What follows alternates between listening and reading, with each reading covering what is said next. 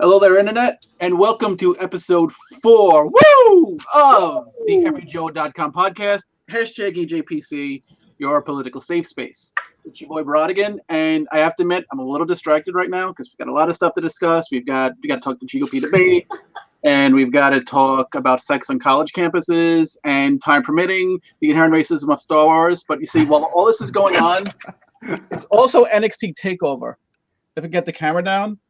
So I've got that in the background, and argumentatively speaking, we don't get this done before the Finn Balor Samoa Joe match. I'm going to have our producer take over, and I'm going to peace out for like 20 minutes.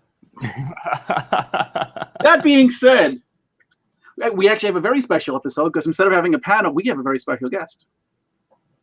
Coming to us all the way from the Washington Examiner, and I believe still the New York Observer, and the star of the Fox News Christmas film, The Truth About Sex in College, Ashe Schow, welcome.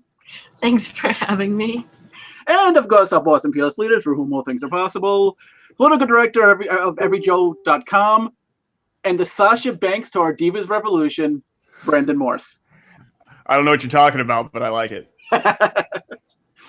So, for first question first, how's everyone's Christmas going? Or holidays or December?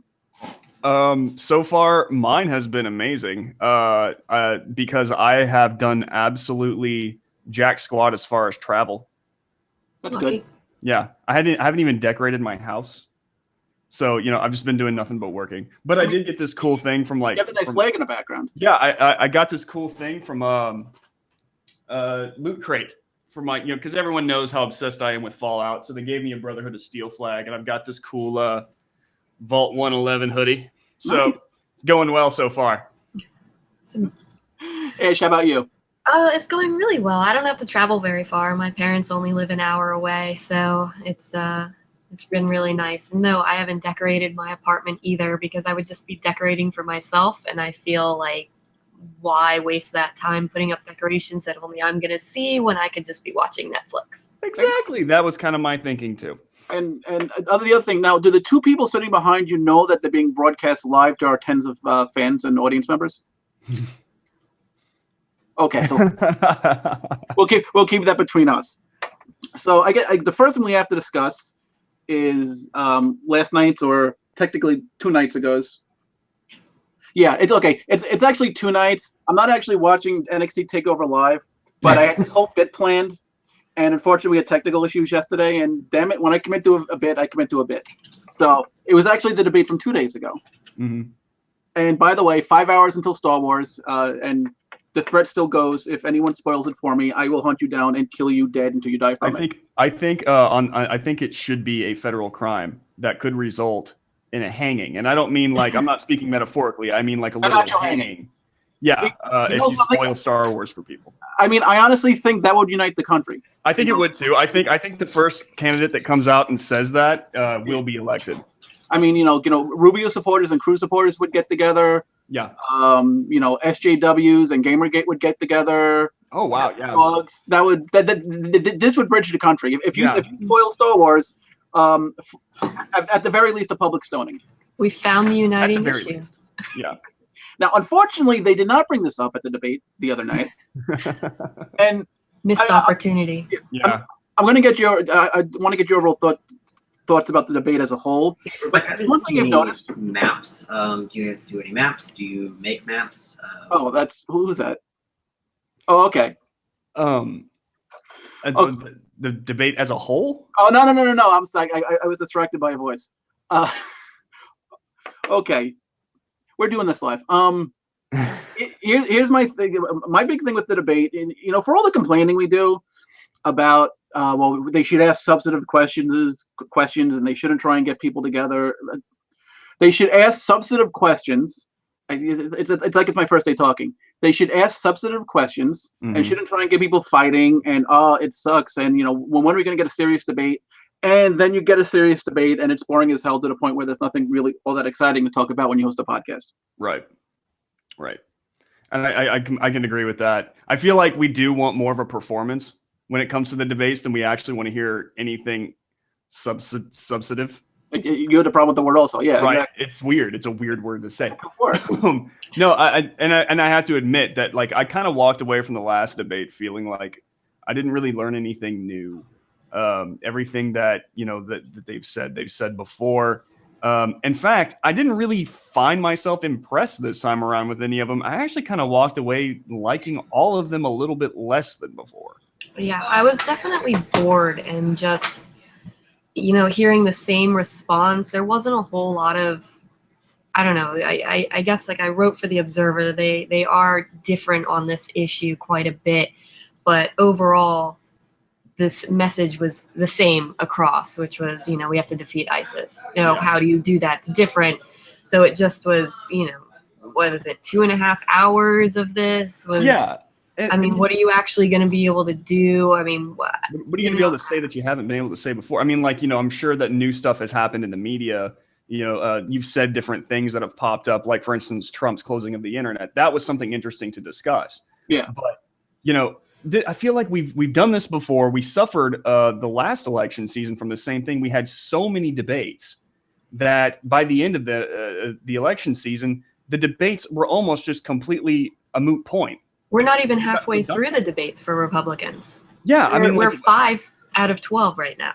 I feel like unless we really have something to discuss that's new, something that's popped up, then let's discuss that. But I don't want to hear for the 8th time how you feel about terrorism, And they did have something new, sort of, for this one. They had that San Bernardino shooting, but everyone just the same thing. We weren't allowed to check the social media accounts. Okay, good. Got it. Everybody had to say that. All right. Everybody got their little quote in. Let's move on to something else. Right. We are all in agreement that, yes, you should actually do a Google search before you let terrorists into the country. I don't see the, what was the point of that when they were like, the NSA was so ready to explore our social media profiles and tap our phone calls and look at our emails. But when it comes to people who are trying to get into the country, well, we can't look at those. Well, they probably aren't saying anything bad about the NSA. Exactly. And speaking of the NSA, we do have a couple clips. Okay, that should have been a segue. The segue should have been to Rand Paul. Let me try that again. Speaking of the NSA, we have a Rand Paul medley from last night, and we're going to play that, and we're going to discuss it. Word. Trump says we ought to close that internet thing. So when you ask yourself, whoever you are that think you're going to support Donald Trump, think, do you believe in the Constitution? Think if you're in favor of World War III, you have your candidate. Okay, and that was from the CNN mixtape that they just dropped, 90 seconds wrap-up, GOP Debate remix. I've got to be honest, I've been disappointed with Rand Paul this campaign. Mm-hmm. I was expecting a lot more. I had high hopes as well. Yeah, I know a lot of people online were saying, well, that was his best performance. And A, I didn't think it was his best performance. And B, if it was, it's not saying much because he really hasn't had that much good performances. I don't know what it is.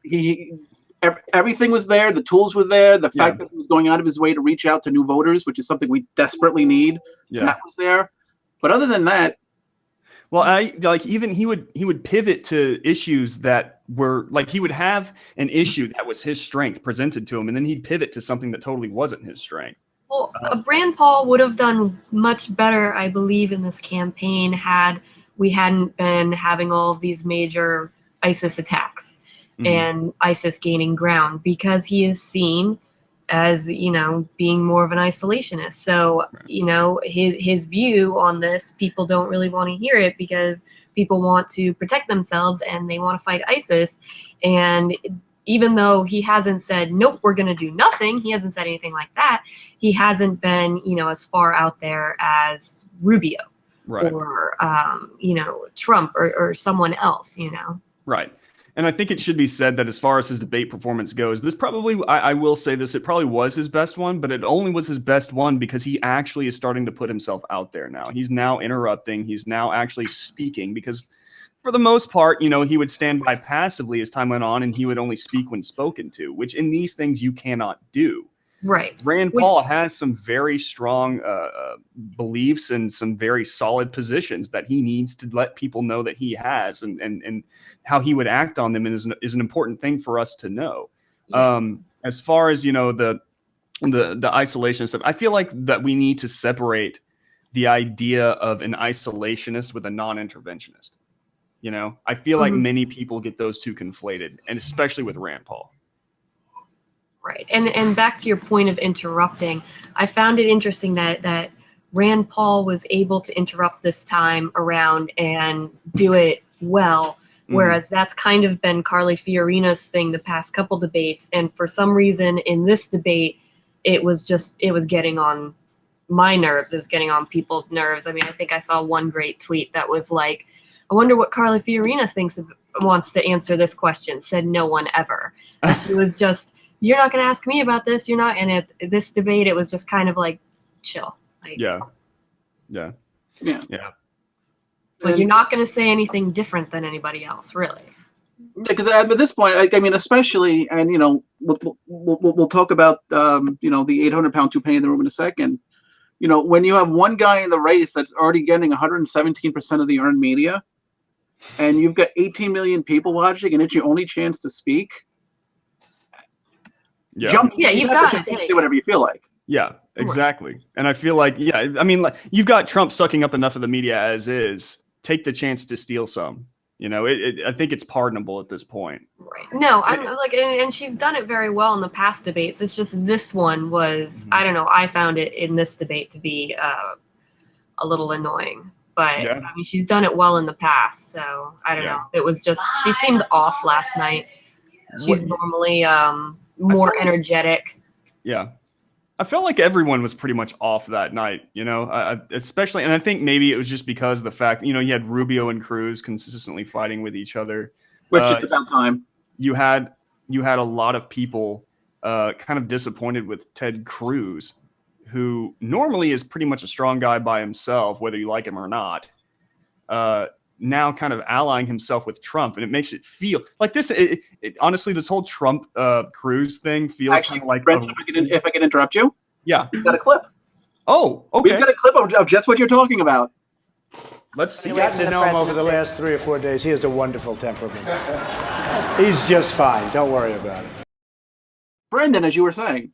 Yeah, it feels kind of like one of those pro wrestling kind of ally things going on, and at some point in time, like, oh no, how could it be that this person betrayed this person by hitting him in the back with a chair or something? I feel like that's going to happen. This is what it feels, kind of cheesy. It feels kind of written together cheaply. I don't see this this alliance lasting too long. Well, Cruz is playing it smart. If he doesn't think Trump's going to be the nominee, he wants to win over all of Trump's supporters. Trump has a majority of the supporters right now, or not a majority, but as compared to everybody else. Yeah. So who's going to get those Trump supporters? Certainly not anyone who's been attacking Trump, but if somebody appears to have similar positions to Trump while being perhaps maybe more of a viable candidate if he ends up getting the nomination, Cruz doesn't want to piss off those voters, because if it's one of these candidates that has really angered Trump supporters by calling them stupid, saying they don't matter, saying that they're idiots, then if they all stay home, then Hillary Clinton's president. So Trump's doing the right thing, or Cruz is doing the right thing right now. That's a really interesting way to look at it. One that I didn't actually consider. But I mean, it should be said that, again, despite whether you love or hate Cruz is a very, very smart guy, incredibly smart. And he knows how to play cards well. And I'm saying that metaphorically. He might have a really great hand that he's playing right now, and hopefully we'll see by the end. And I don't think he'd make a bad leader at all. I mean, I could kind of get behind voting for him. It leaves a really bad taste in my mouth. But again, I feel this alliance is going to end up going very badly. Yeah, and the media is going to love reporting every minute of it like they're tabloids. Oh yeah, absolutely. It'll be a reality show. The only thing that really annoys me about it, and whether it's a smart strategy or not, I mean, there's plenty of people arguing about it on Twitter, so just jump on. But for Ted Cruz to say, when he's asked, why don't you attack Donald Trump, to say that, well, I don't believe in attacking other Republicans, shut up. Yeah, You, Ted Cruz, buy that. attacking other Republicans? That's pretty much that's what he built his entire campaign on. Right. Donald Trump is the only Republican you won't attack. Right, as if Mitch McConnell is like his bestie or something. I don't believe in attacking other Republicans for everyone's enjoyment. It's like, actually, that's kind of how you got to where you're at. And God bless you, whatever works. Don't hate the play, hate the game. But don't tell me you don't believe in attacking other Republicans when all you do is attack other Republicans except for one guy. Yeah, not even an actual Republican. Yeah, and even just like not attacking him for now. I feel like Trump will attack anyone if it serves him well, which it's kind of indicative of his entire campaign or his entire reason for being president. He's not doing it to serve America. Trump is doing it to serve Trump. Yeah, you need to remember that. Anyone who allies with him needs to remember that. And I know Ashe had mentioned Carly Fiorina, and we actually have a clip from her that we're going to show right now. If you want something talked about, ask a man. If you want something done, ask a woman. This is actually a little disappointing for me. Me too. Because next to Rubio, she was my favorite candidate early on. And look, I mean, Hillary Clinton's entire campaign is based on the identity politics. And the beauty about Carly is that she never played identity politics. She's like, I'm here, I'm going to say what I have to say. Yes, there are some issues that having a woman on the ticket she could speak to against Hillary that the other candidates can't, just because that's the media that we live in. But also, while there have been plenty of sexist attacks from Donald Trump and other people on our side, she never complained about it. And if she ever said anything, it was mainly to throw a counterpunch, and which she always did brilliantly. Right. To proactively be playing the gender card, it's sad because it's a reminder that she went from like being in second place and also ran at like 3%. Yeah. Well, she excelled on the undercard debate. She's the only person that's managed to get out of it. She excelled when she made it to the main debate, and she's had consistently good performances. It's just she's not standing out like she had the first two times. And she's also kind of repeating a lot of the same stuff she's saying. And, we know that she has it all in her head, but now it's starting to sound almost just like she's got a Rolodex with all this information on it that she's just saying. Absolutely. But I don't feel like there was any reason to play. Here's the thing about the Republican Party is I feel like it was really great that we are able to kind of keep ourselves away from identity politics. I don't have time for it. I don't have patience for it. It annoys me. I have to deal with it consistently from social justice warriors. We have groups popping up left and right that focus on a single identity over everyone else. So it really kind of bugs me when Carly Fiorina, who I love and respect, like as a candidate so much, pops up and like kind of tilts her head and does this kind of like, this I'm a woman thing. Remember that? Why? What was the point? She was doing so well. She didn't need to do that. And wasn't it the opening statement? No, I don't remember exactly what it is she was talking about now, but I just remember I was talking on Twitter to somebody or tweeting about something, and then I hear her say that kind of out like in my periph, and it snapped me back, and I was like, really? Even Dana Lash tweeted it out. She was like, what was the point of that? She was doing so well and she had to break that out. Right. Like what vote is she trying to win the women vote, like the woman vote here by, doing the whole girl power thing? But Republican voters just aren't about that. I mean, even Republican women, we're like, okay, well, we like our candidates because we like that candidate based on all kinds of things. We don't just like candidates because, oh my God, I want the first woman president. I just want the candidate that I like. Right. I mean, there's a lot of Democrat voters that seem to be the opposite, where it's, I want to vote for this guy because he's the first or she's the first this, so right. We've got that situation going on, but Republican voters just aren't really like that. No, we're not. And it kind of drives me crazy that, this is a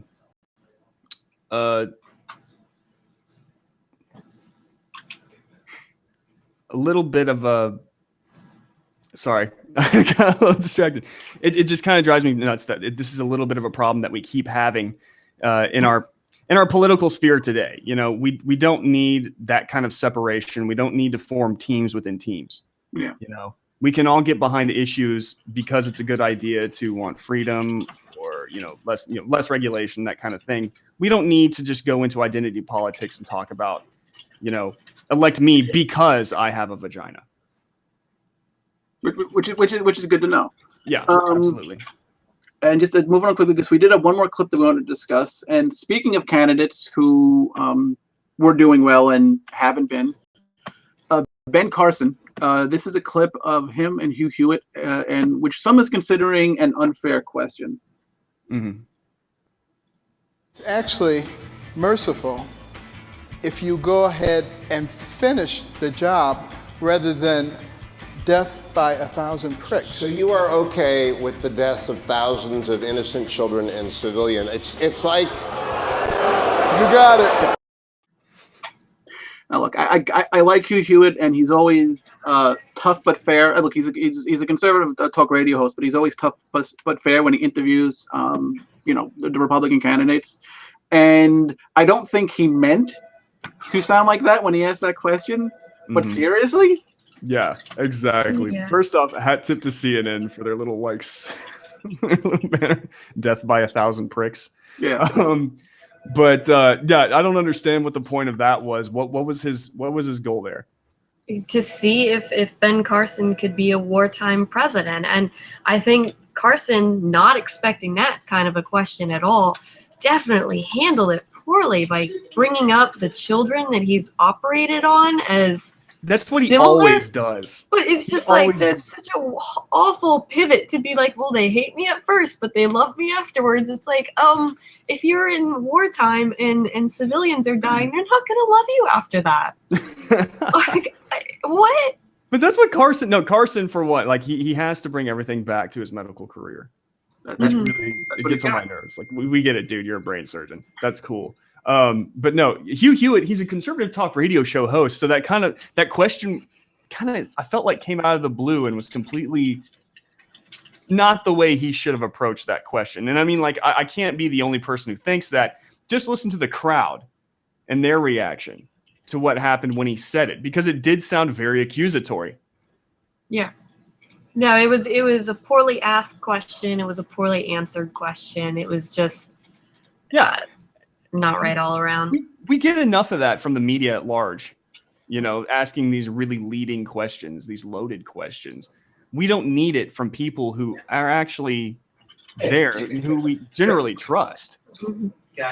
So that was really bad form, Hugh Hewitt. Bad form. Right. And at the same time, like, Carson's on the decline anyway. So it almost felt like a punching down situation because he's on the decline. Were you just trying to like further stomp him out? Did you need to? I mean, it's just. That's also, does he have any skin in the game by chance? Was he, just not a Carson fan to begin with? Like, it raises a lot of questions. I feel like I feel like it was, in a way, a legitimate question asked poorly, but just, Ben Carson's just the calmest, nicest guy. You do kind of wonder, could he have his finger on the button type situation? So I think it was a legitimate line of questioning. It was just answered a question in the worst possible way. And I think Carson actually, I mean, like, if you really take a step back and look at his response, actually, where he said, they hate me first, but then they love me later. I don't know if maybe I'm reading too much into it, but it could say something about his foreign policy approach, where he's like, look, they're going to hate us for doing this, but later on, it's going to be easier on everyone. I could get behind that line of thinking. Yeah.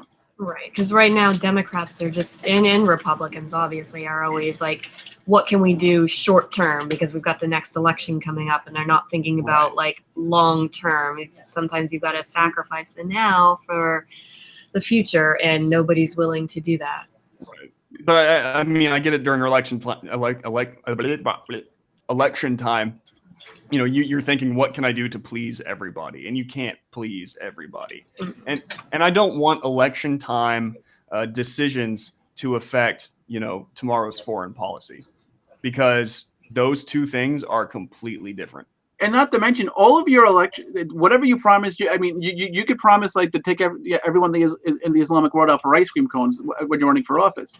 The minute after you get sworn in, where like your wife and kids and the dog and your family get ushered out of the room, and you sit down for the first time where you get the full briefing, of the full national security briefing, all of your campaign promises go out the window.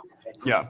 Which is always something I actually feared for Rand Paul, who says, he has all these ideas and stuff like that. And I'm kind of like, well, what happens when he sits down behind the desk and they actually hand him all these things, all these decisions that he has to make?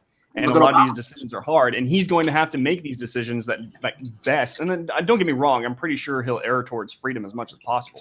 But, he's going to have to make decisions that will make a lot of people that voted for him angry.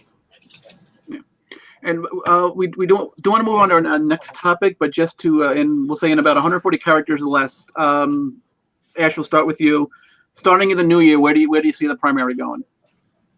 I think that after Iowa, we'll finally start to see maybe a couple people dropping out. Hopefully the lower tier candidates is. God, I don't want 7 more debates of 10 plus people. I'm so tired of the undercard debate. It's so pointless. If you haven't moved, sorry, this is more than 140 characters. That's okay. But if you haven't moved out of the undercard debate by now, you're not going to move out of it. Yeah, no, I agree. I don't even know why we have it now. If they're not making it, they're not making it. And they're spending money that they don't need to spend. They're wasting time that they don't need to waste. Just go. You're not going to do it. As far as me goes, I do see Trump holding steady, but I do see more Rubio and Cruz fighting it out a lot. And I feel like that's going to have a detrimental effect on Rubio, not necessarily Cruz, because he's got himself attached like a barnacle to Trump. So we'll see how that goes. Here's the thing. I don't see it playing out well for Cruz in the long run, but I don't know. He's much smarter than I am. So he might have some kind of wicked hand that he's going to play in the near future. Yeah. See, I just want to see both Rubio and Cruz supporters to slow their roll a little bit.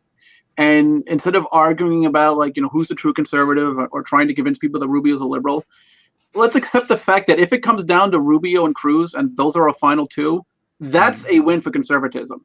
Yeah. The fact that all the establishment picks from Bush to Kasich to Christie have all flamed out, and to where the establishment has to go to Rubio as opposed to the other way around, that's a win for conservatism. No, and absolutely. we should just we should accept that we won, and let Cruz and Rubio fight it out on actual issues. It should also be accepted that we probably are the new establishment. Yeah.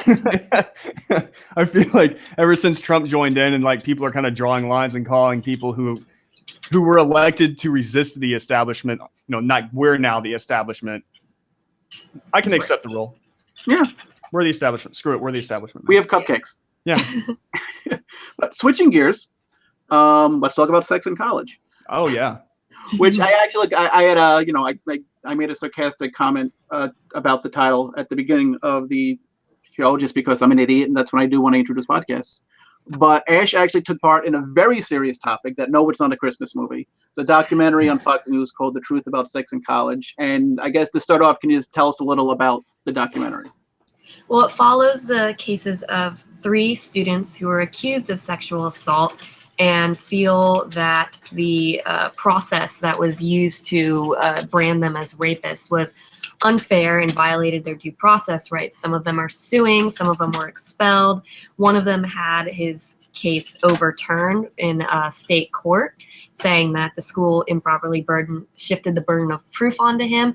And beyond that, the documentary just goes into this whole campus sexual assault issue and the truth of it. So one of my roles is to debunk all of these studies saying that 1 in 5 women have been sexually assaulted. It's not true. These are surveys, which is basically scraping the bottom of the barrel as far as research goes, and small data, leading questions, yada yada. It's not 1 in 5. So, it covers a lot of topics, but it does so from a side that is not being covered in the mainstream media. Mainstream media wants to focus on what the accuser said is the God's honest truth, and anyone who disagrees is a rape apologist. So this film looked at it from a more balanced point of view. And you seem to have been taking a handle where this is like, this topic has become like, the centerpiece of a lot of your work that you're doing. So I guess my first question would be, why do you hate your gender? Yeah, Ash, what's up with that? Why are you so sexist? Question, why do you, and especially where it's usually a lot of times the topic's played on as like a feminist thing, where it's like, women against like evil men. What made you decide to speak out and like, actually dig into this issue? Well, I don't like false narratives, and this is a big one. And I especially don't like people who are speaking from a point of privilege, claiming that they are oppressed. If a woman comes forward with a rape accusation, the media rushes to protect her, tell her story, blame whoever she accuses, ruin his life before any evidence comes in. And even if evidence does, then it's always, he deserved it. He did something wrong. He's a terrible man anyway. And all of this was, for a reason. And I just don't agree with that. I don't believe that women are oppressed in this country. I don't believe that rape is as rampant as the feminists claim. And I don't like seeing sexism in every single little thing. Whereas, name any a joke from any comedian, and if it's a man telling a joke, then it's sexist. Or all of these little, what the Democrats, their war on women, that's claiming that Scott Walker's policies drag women by the hair, and just I don't agree with any of that.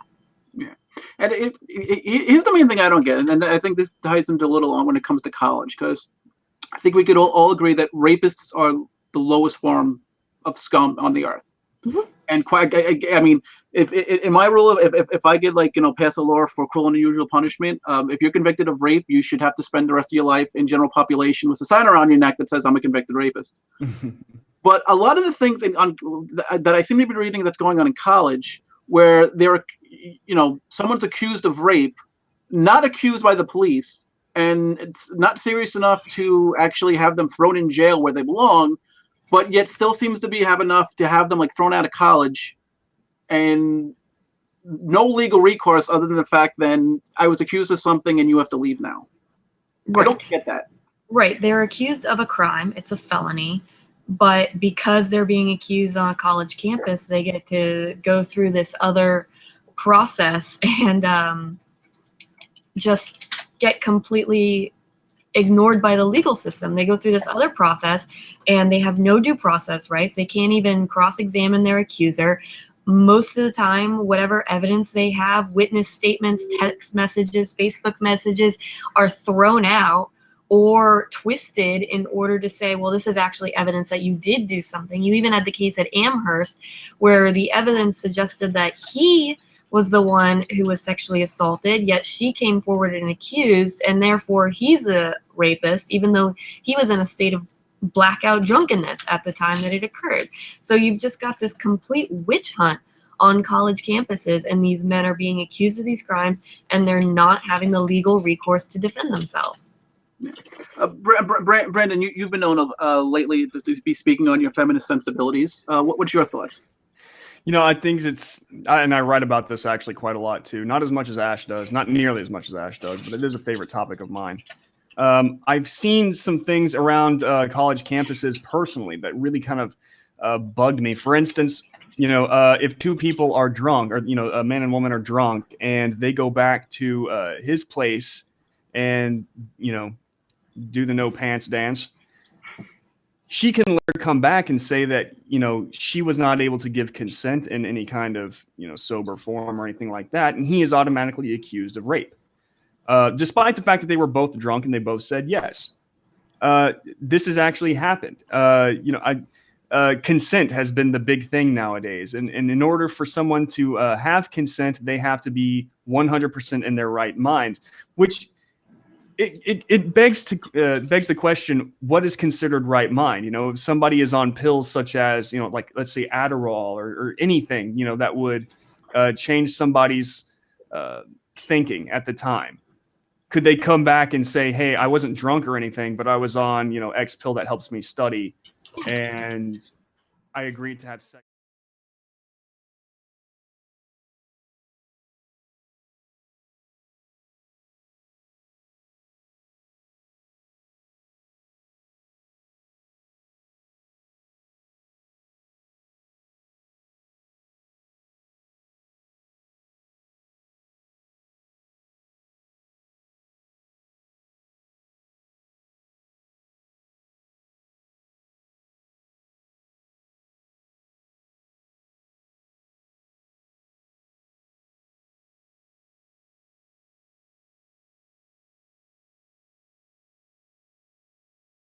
Know what you were doing. No, you made a conscious decision to do that you shouldn't have done. Right, and I feel like the witch hunt has gotten so bad. The view of men on campus has gotten so nasty that even today I was just watching the news scroll by, and I found this article that popped up on Reddit about some guy who is suspended because he doesn't find black women attractive. Yep. That's how bad. And I mean, like there was no case there for. I mean, there was no nobody touched anybody. No one was raped or molested. It wasn't even a stolen kiss. It was just he said he joked about not finding black women attractive, and he was suspended. Right, and he did it on Yik Yak. It's kind of an anonymous social media thing. I don't think he posted anonymously, but it was just like out into the ether. Kind of, like I think what he said was gross and the stupid thing to say, obviously, right. But still, it's and I feel like that's didn't also do anything to anybody. Right, and that might be more of a more kind of gearing toward the freedom of speech that's being taken away on campuses today. But I mean, you still had your typical villain, your typical college villain, which today now is the white straight male. Except so many of these accusations are going against foreign students and minorities, like a huge chunk. It's not just the white frat guy. It's a lot of black students and students from other countries. There's an Australian, someone from China, a Syrian who was almost sent back to Syria because the school would rather send him possibly to his death in a civil war than deal with the feminists and this campus sexual assault issue. I would rather face bullets than feminism. But, I mean, here's also another thing I don't understand, and I probably should have done some research, and because you read all these articles and you don't always know what's true, what's not true. The consent laws seem to be arbitrary as like what's considered an assault weapon, and as arbitrary as what the minimum wage should be. Where I think I was reading one where if you don't give consent every 30 minutes while you're doing it, like it was like 10 minutes. But it's basically like it has to be affirmative, like ongoing throughout at every level. So basically when you actually read this, you think the only way that you could possibly have sex under these rules is to say, may I kiss you? Yes. May I kiss you back? Yes. May I touch you here? Yes. May I touch you here? And it's an back and forth with both people. Now, of course, you can't even prove that under these laws. You're just saying, now, nobody has sex this way, which means anybody in this country that's had sex is a rapist under these rules because nobody has sex that way. No one does a question and answer session. And you can't even prove it outside of a videotape. So when these kids get to... Which is another problem. Where they get to these hearings and they say, no, I did ask her if she wanted to have sex. And she said yes. All she has to do is say, no, I didn't. And it's like, well, now what? You can't cross-examine. You can't bring credibility into this. It's he said, she said. Right. And they came out with these consent forms that you can sign and stuff like that. I don't even trust those. I think not long ago, and as I'm talking to you, I'm trying to find it. Not long ago, there was these blue forms that you could fill out talking about, consent. Yeah, I wrote sign them and stuff like that. And I wrote it off of an article that you had posted, Ash. And it was so bad that I didn't even trust that the yes means yes form would be even remotely honored. If a feminist comes up and says, "Oh, he did rape me. He did rape me." Well, no, I didn't. See, here's the consent form. Oh, yeah, but when I signed that, I was under duress. Right, you can do that, or because it has to be ongoing at any time, you can sign that, and then you could even sign and agree to do all kinds of different things. But in the middle, you can say, well, no, then I didn't want to anymore, and it's completely invalid, which, I mean, it should be, obviously. If something's going wrong in the middle, then you should be able to get out of it. So, but there's just no point to even having a contract or anything other than right now a videotape.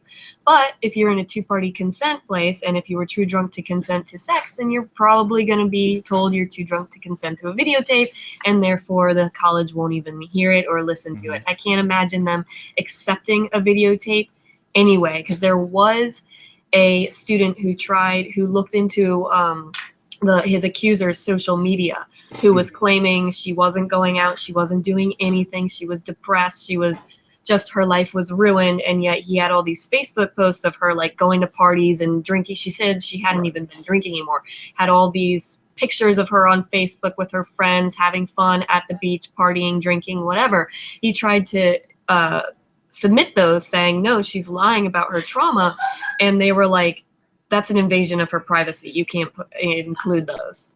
Right. So it's just like they don't let anybody, they don't even let evidence in.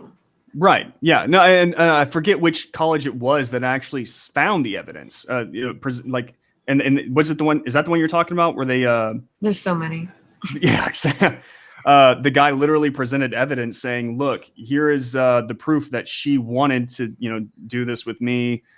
We've been amicable. Blah blah blah blah blah." That was Columbia. That was a different case. Well, he wasn't allowed to put those Facebook messages in either, because in that case, they were saying that, no, that all happened after the attack. All we cared about is the attack itself and what happened before. Right. So it doesn't matter if she's telling him she loves him after that. And by the way, like, if you want to make a domestic violence thing, these women aren't dependent on these men in any way. These two hadn't even been hanging out very much. So it wasn't like she was financially dependent on him or she was trapped around him in any way. They weren't even talking. He hadn't even said anything to her in months. And he says, happy birthday. And then she responds saying she loves him. And yet months after that, she accuses him of sexual assault. And during the Fox News special report that you starred in, congratulations, what we have on the screen right now, actually, this guy known as John Doe for now had a relationship with this girl who was drunk. They were both drunk, and they both agreed to do this. And later on, it turned out that it was her first time. So he was being very kind of supportive. He was apologetic. He didn't realize that was happening. And he was very nice to her. He even said at one point in time she was late to class, and he texted, "Hey, where's going? You okay? What's going on? Where are you?" Very concerned about her. And she went to a counselor at one point in time, and apparently through various channels, I guess speaking to a few people after that later, it turns out she was raped suddenly. Right. The counselor convinced her that it was rape. Right. And so it's a little ridiculous. He even has the text messages you see up right there on the screen are real text messages that they had sent back and forth. So it looks to me, obviously this is not a case of some guy who decided to pin a girl down and have his way with her. This was two people who got drunk, who did something that they wished they hadn't done. And they walked away, both still friends, both still talking to each other, both still hanging out. And yet, even after all of that, and she was still raped. And it kind of reminds me of, remember how Lena Dunham came out and said the same thing? Like, she'd even talked dirty to the guy, she wanted it. And all of a sudden, like, her friend had convinced her that, no, Lena, you were raped. And this story doesn't come out until much, much, much later when the media is on her and all of this is. And wasn't there also no evidence that there was ever a guy like that at the school? I got when the conservative, stop listening. she blamed and named a conservative on campus, and it turns out it definitely wasn't him. And the person that she was, even though she claimed that it was a college Republican, I forgot who did the actual research into who it probably was, but it was actually a college Democrat or like a liberal, or like the son of an NPR guy who was the most likely culprit. So she just wanted to like blame Republicans for something when it was actually a liberal that did this. And, you know, doesn't even, from the story, she was so like, probably wasn't even an actual rape. And this is kind of bothering me. I feel like, and this is going to sound really bad, but that we're kind of looking at something that's more of a trend. It's trendy now to victimhood culture. Yeah, exactly. And yeah, I mean, rape accusations are just one aspect of that. You know, it's not enough that you're being paid less than men, even though you're really not being paid less than men. Let's face facts. That's also something you debunked as well, Ashe. Mm-hmm. You know, you also have to accuse men who have done nothing to you, even if they haven't even touched you, mm-hmm. of rape, of sexual assault. I hear stories from some young men who have are accused, who a lot of them don't want to come forward. I've heard some stories that they turned the girl down. She was drunk and she was coming on to them, and they turned her down, and then she accuses them of rape, and they have to go through the process. And it's because she gets so angry that she got turned down.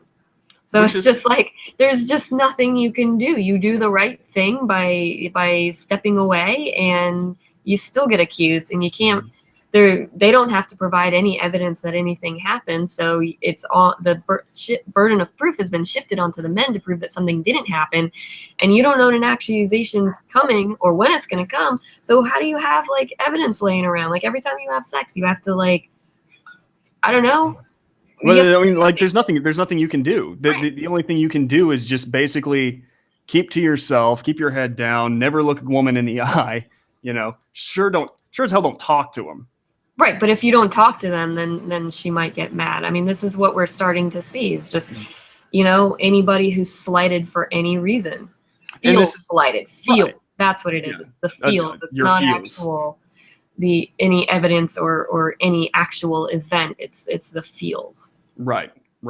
And this is just another danger of identity politics, which because it hurts real victims. Like there are women who are being raped out there, even on college campuses. There really are. I mean, look what happened to Hannah Graham.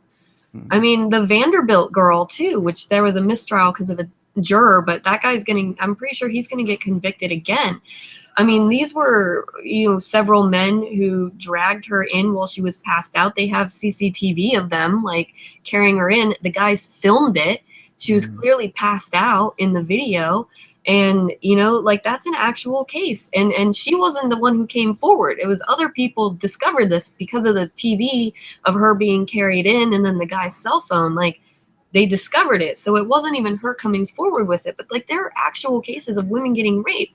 And here we have all of these attention grabbers who want to feel part of something, who want the camaraderie, the sympathy that comes with this, that are just, you know, sullying the issue. Mm-hmm. Right. And no, you're completely correct. And this is the dangers of like identity politics, the cause du jour, if you will. Now, everything that they say must be obeyed and believed. Listen and believe is the calling card there.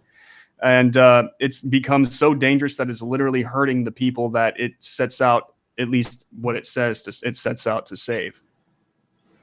Yeah. Well, actually, just because we had one more topic we wanted to discuss, Ashe, we're just going to give you the final word. If there's one thing you want to make sure people know about this topic, or what like the big issue that people need to look out for, what would you say that is? The lack of due process being afforded to American citizens and people on American soil in a college campus, because it's a pseudo, you know, call it a pseudo court, call it a kangaroo court, Kafka-esque, whatever, but people are getting accused and they don't have any due process rights to legal representation, cross-examination, discovery, getting putting in evidence. I mean, it's insane what's going on right now. And where can people see the report? That I'm not sure, because they it aired this past weekend, and I don't know when it's going to air again. The first 9 minutes are up at foxnews.com. I'm only in it briefly. I bet they'll probably play it again over the holidays when they need to fill in programming, but I'm not certain right now. But it's definitely something that you should educate yourself about, those of you who are viewing this. It's really a problem. So if you have boys or kids that are going to college, this is definitely something that you need to be aware of, that is happening. It's a plague that is really hurting people out there, ruining lives. So if you're in college, or if you have sons or daughters that you're getting ready to send to college, make sure they know. And to wrap up, I usually let people give their own closing thoughts, but I want to throw a topic out there. Mm-hmm. On a scale of 1 to 11.5, how excited are you for Star Wars, which is now in about 4 hours? 12.85 maybe. 12.85 is a good number. 12.85? I like that number. Yeah. No, I'm so excited about it. As excited as I am about seeing the new Star Wars, I'm more excited about not hearing about it anymore.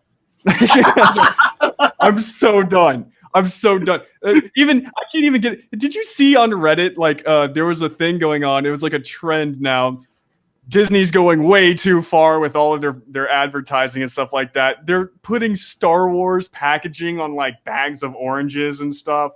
It's getting really, really gross. We've got another week of it, because this weekend it opens tonight. People see it through the weekend, and everybody's talking about it next week, and then hopefully after that it dies down. And I also don't have the greatest expectations for it because of the prequels. So I'm going in super excited. I have my faith, right? But at the same time, I'm prepared to be disappointed. I have faith in JJ. I am scared because I've heard rumors that apparently it's what are you doing? Just stop right there. We discussed this at the beginning of the show. But it's not a spoiler. But it's still a rumor. Okay. All right. Then I won't say it. But it's got me worried. But I have faith in JJ. I think he's going to be able to pull it off. I actually like the Star Trek films that he did. I'm a fan of Cloverfield. I think he knows how to do cinema well. Cloverfield. Here's the thing with the Star Trek films, and I'm a fan of the movies, but I was also never a fan of TV shows, because they also released a new Star Trek trailer. I never thought I would say this about anything ever, but having a Beastie Boys song actually ruined it. But it's the first song they played in part 1, if you remember, when he was driving his dad's car. Okay. So I think it was kind of like a throwback to that. But I mean, the Star Trek trailer looks like it was stupid, just because there's no Enterprise in it. Apparently, it's just them trying to our Enterprise is gone. What do we do? So that's what they sound like when they lose the Enterprise. Yeah, perfect. Spot you got on. the accent right there. But Star Wars, I'm excited. I can't wait to see it. When are you going to see it? 7:20. I did not buy any. I'm going Saturday. I did not pre-order tickets. I'm going to have to be basically I'm going to shut down everything internet-wise, so that I can't see spoilers or anyone talking about it until I see it. I'm going to text you. Don't do that. As soon as I get out of the movie. I will. But, okay, and then you're a horrible friend. In the last couple of minutes, you guys going home for Christmas? Well, actually, Brendan, I mean, home is Texas for you.